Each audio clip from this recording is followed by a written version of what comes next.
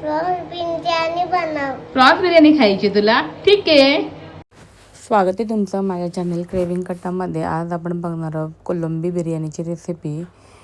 त्याच्यासाठी आपण ही 2 किलो कोलंबी घेतलेली आहे. स्वच्छ धुवून त्यातला मधला धागा वगैरे सगळं काढून घेतलेला आहे.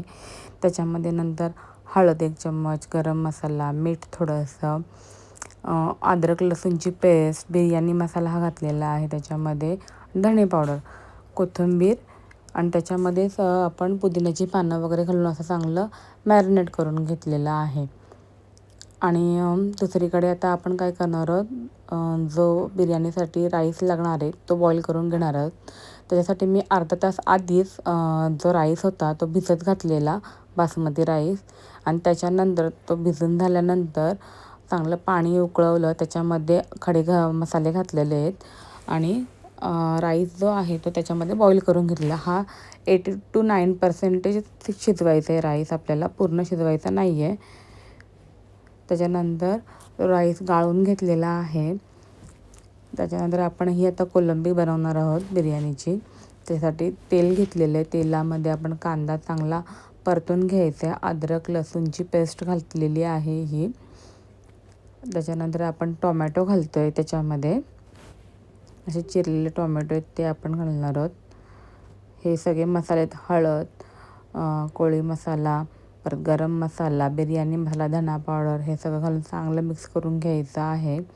मी जास्त तिखट नव्हती बनवली कारण सगळ्या मुलांची डिमांड होती ही खायची म्हणून बिर्याणी, म्हणून जास्त काय मसाले त्याच्यामध्ये घातले, एकदम थोडेच मसाले घातलेले. त्याच्यानं आपण त्याच्यामध्ये जी मॅरिनेट केलेली कोलंबी होती ती घातलेली आहे. हे जवळजवळ 2 किलो कोलंबी होती. त्याच्यासाठी आपण 1 ते 1.5 किलो आपण राईस बॉईल केलेला. हा बरिस्सा, या बरिस्सा म्हणजे आपण कांदा चांगला बारीक कट करायचा आहे उभा आणि त्याला ऑइलमध्ये फ्राय करायचं आहे. त्याला बोलतात बरिस्साच. कडक असा थोडासा फ्राय करायचा आहे, म्हणजे गोल्डन होईपर्यंत. कोलंबीच्या वरती नंतर जो बॉईल केलेला राईस होता आपण तो घातलेला आहे. कोथिंबीर याच्यामध्ये मी खूप प्रमाणात घातलेले व्यवस्थित. हा परत बरेचसं एक लेअर घालते वरती. त्याच्यानंतर त्याच्यावर परत कोथिंबीर आणि पुदिन्याची पानं, त्याच्यानं फ्लेवर खूप छान येतो. आणि परत त्याच्यावरती राईसचा दुसरा लेअर दिलेला आहे मी. अशा प्रकारे मी कोलंबीचे थर नाही दिले. कोलंबी खालतीच होती कारण की कोलंबी आपण पूर्ण शिजवलेली नाही आहे. ती जेव्हा आपला राईस आणि कोलंबी एकत्र, राईस पण आपला 80% शिजलेला आहे, तर कोलंबी जेव्हा शिजेल तेव्हा तो राईसही आपला शिजून निघेल. असा भाताचा लेअर देऊन झाल्यानंतर त्याच्यावर आपण तूप घातलेलं आहे. तुम्हाला जर स्मोकी फ्लेवर हवा असेल तर तुम्ही त्याच्यावर कोयला घेऊन थोडं तूप टाकून तसाही फ्लेवर तुम्ही देऊ शकता. बघा आपली कशी एकदम मस्त सुटसुटीत अशी बिर्याणी रेडी आहे. सगळ्यांना खूप आवडलेली.